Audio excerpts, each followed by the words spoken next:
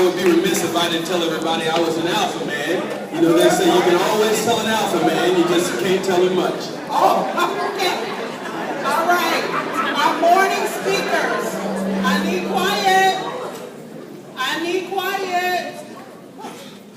Our morning speakers are world-renowned fighters for poverty, fighters for people that look like you and me, fighters to make sure that our communities are safe worldwide, fighters for standing up for things that are important to us. So we want to welcome them. We want to welcome them with open arms, and we want to welcome them standing up when they come out. Our speakers for this morning are none other than Dr. Cornel West and Mr. Tavis Smiley. Most of you have some bios. They're there for you to read, so I'm not going to read it for you, but just know that they are traveling the world fighting for causes that are important to us. And we thought it was important that we bring them here, that you see them, that you're in the room with them, and that you're able to ask them questions. They're both educated brothers. One is a member of Alpha Phi Alpha, Dr. Cornel West. He's our brother. And then we have Mr. Tavis Smiley, who is a Kappa man, Kappa Alpha Psi. Ladies and gentlemen, Tavis Smiley, of course, needs no introduction. He is the host of Tavis Smiley on PBS, The Tavis Smiley Show, and he is also the author of How to Make Black America Better. I am just excited that he is joining us today. I had the privilege of being a guest on his radio show last year, and of course Tavis needs no introduction. He is concerned about the issues of poverty. He's concerned about the issues of us. It's often been said that no one can save us for us but us. That's what Mr. Tavis Smiley is all about. Dr. West is a Harvard graduate. He's written many books, Race Matters, Democracy Matters, and his own memoir, Brother West, Living and Loving Out Loud. Let's give them a resounding applause.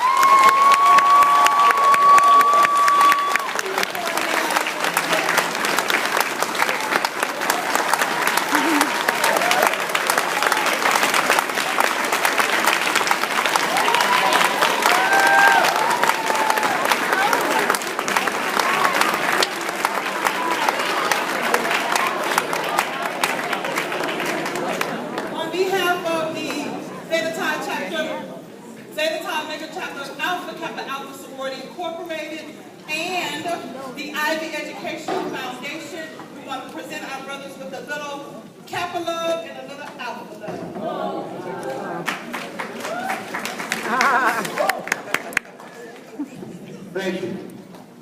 I was just teasing. This is very nice. Good morning. Again, good morning. Good morning. We are, I guess it is afternoon now. It's just now 12 o'clock, so good afternoon. There we go. We are delighted to be here, and we hope that the next, this gathering this morning is going to be empowering and insightful for all of you. And we're going to jump right in so we can stay on schedule here. And once we get started here, we'll tell you a bit more about what we're doing, about why we're here. So we'll save all of that. And I know we're going to talk to Monica and Elvin and a number of other guests as we move through the program. But we'll just get started here and make this happen. So we're, before we get started, Dr. West and I have been traveling around the country, as Monica and Elvin told you, conducting these town halls about poverty in America. And we are on the last stop for this tour. We last year went to 9 states, 18 cities, recording our work for television and radio. This year we went back out earlier this year to about 20 more cities on a book tour. We co-written. We went on a book tour to about 20 cities talking about poverty. And now, because the presidential race is in full swing, we have come to West Palm in Florida as the last stop on a 4-state tour talking about the issue of poverty. So in a minute we're going to tell you more about why this is such an important topic, particularly in a presidential race. Y'all know who the two main guys are, right? Yeah. Obama and everybody knows what's going on. So this issue of poverty is a major issue. There have been some developments this week on the issue of poverty that underscore why we're here. So we want to talk about that as we continue this conversation. So I think we're ready to start. Jay, ready to do it for later. All right.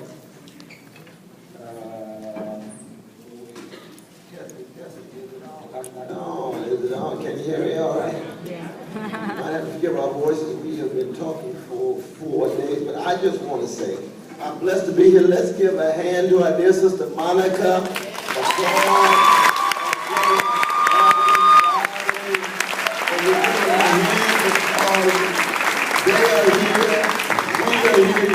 You see these magnificent adults here. Give them a hand as part of this program. We're here because we love you, we care for you, we're concerned about you, and we want you all to grow up to be strong, determined, thinking for yourself, and learning how, oh, look at the brother, you got, you can wave your own television, you can wave. Thinking for yourself and learning how to love, because this tour is a love tour. And we're trying, when you love somebody, what do? You have a steadfast commitment to their welfare. How many of y'all take a bullet for your mama? Raise your hand. That's what I'm talking about. Raise your hand for your lover, right? Is that right? Whoa. Oh my God. This is too violent for me. That's what we're talking about. That's what we are talking about.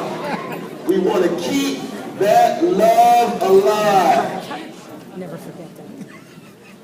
All righty, so we're ready to start it here, and this is being recorded. We're recording this for radio and TV cameras running, so there are certain things I have to do here and there that might sound a little strange to you, but just know we're doing it because they're being recorded for later broadcast. All right? So here we go. In 3, is the clock, Jay? Here we go. In 3, 2. In West Palm Beach, Florida, I'm Tavis Smiley. And I'm Cornell West. This is the final stop on our 4-state poverty tour 2.0.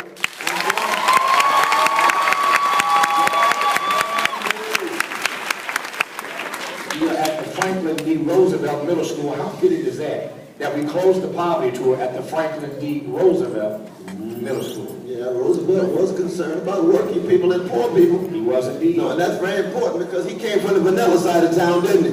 Yeah. He was a white brother, but he still cared about poor people, right?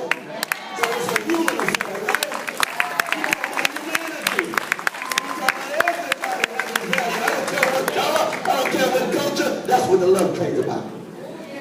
Oh, you understand. Somebody understands all this. So it is a delight for us to be in Florida on the last stop of what has been a 4-state poverty tour. We started this tour days ago in Ohio, and then we traveled to Virginia, and then we traveled to Pennsylvania, and now here we are again on the final stop of this 4 battleground state poverty tour 2.0. There are a number of states in this country that the entire nation is paying close attention to, because as goes the vote in these states, so goes the White House.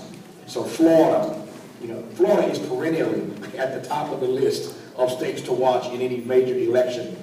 We won't talk about that too much today, but things happen in Florida that make it an interesting place to cover, an interesting place to watch when it comes to presidential politics, obviously.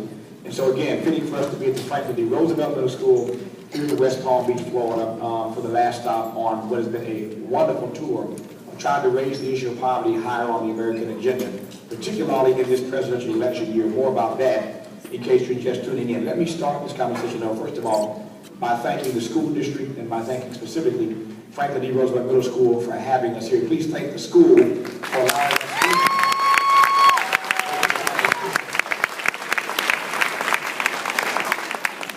I've got a long list of folk I want to thank here, so let me get all their names out, then we can thank them for making this gathering possible. Of course, we want to thank our media partner, WPBI-FM and WXEL-TV. Our community partners, of course, the Ivy Education Foundation, Zeta Tau Omega Chapter of Alpha Kappa Alpha Sorority Inc., the Youth Recreation Association, Communications by Johnson, Austin Construction, Searcy, Denny, Scarcia, Barnhart, and Shipley Attorneys at Law, and all the local elected officials. Please thank all those persons. Please thank them all.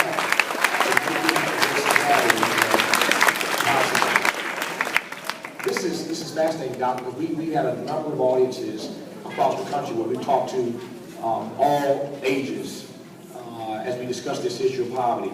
And we're looking out now, since this is radio for some people, they can't actually see this, obviously. We're looking out in an audience now of hundreds of young people. Precious young, Precious young folks. And this really, is fascinating as a place to close because it really does underscore what this conversation is really all about. This conversation about poverty is really about the future. It's about what kind of country we're going to have. And as you said all along on this tour, the fastest group of Americans falling into poverty, or the group of Americans falling fastest into poverty, women and children. Women and children are falling faster into poverty in this country than anybody else. I want all the young people to listen to me on this. I want every young person to hear me on this one statistic. This just came out the other day. This statistic came out the other day. So the country that we live in, that we call home, the land of the free and the home of the brave, the United States of America, and we're all proud to live in America.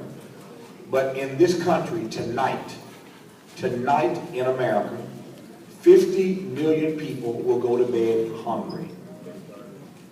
50 million people in our country tonight will go to bed not having had enough food to eat. Guess how many of that 50 million are children just like you, young people like you? 9 million. 50 million people tonight go to bed without having enough to eat. 9 million of them are children. And that's what makes this conversation so meaningful. That's what makes the timing so significant. And that's why Dr. West and I have left. He, of course, left the classroom at Union Theological Seminary in New York. I left my TV and radio studio in Los Angeles to get on the road together to try to beat the drum about this issue. It's one thing for one person to beat the drum, but if a second person starts beating the drum, and a third person starts beating their drum, you get the point, a bunch of young folks start beating the drum about what's happening to them in this country. You can't have that many people beating the drum and somebody not hear the noise, right? So the more folk we can get to beat the drum about this issue across the nation, the sooner we can get elected officials and other leaders to pay closer attention and to make the eradication of poverty in our nation a real priority. I'm also looking at a room full of young people who are mostly African American. So it's not just that the Agriculture Department told us that 9 million of you go to bed hungry every night in this nation. We also learned just this week that poverty in the rest of the country has not gotten that much worse since 2010. Now, we're talking right over 15%. Just over 15% of the nation is in poverty. That's a bad enough number to begin with. But when the numbers came out this week, we discovered that the one community where poverty has gone up over the last couple of years, you might want to guess? You got it, young people. The black community. So in places like West Palm Beach, in places where I live, in Crenshaw, South Central, y'all heard of South Central LA? That's where I live. I live in South Central. So I live in a community like this. My office is in a community like this. So in places like South Central, in places like West Palm Beach, in places where Dr. West hangs out in New York, like Harlem, where there are concentrated numbers of black folk, poverty over the last couple of years has gotten worse in our community. We are the one community where it has gone up.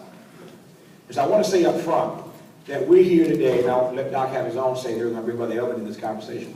I want to say up front that we are not here today to push any political agenda.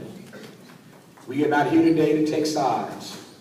We are not here to advance a particular person, a particular orthodoxy. What we are here today is to talk about the truth, to talk about the facts, to talk about what is happening in our country, and particularly how it's impacting communities like West Palm Beach. Now, I'm not from Florida, but I've got a lot of friends who live in West Palm, and I've been to Florida 1,000 times in my life, and I've been to West Palm a whole bunch of times. I've got some friends that some of you know, some of the older folk in this room know some of my longtime friends. The Coleman family, I know the entire Coleman family, Coleman Funeral, I've been knowing them for 25 years.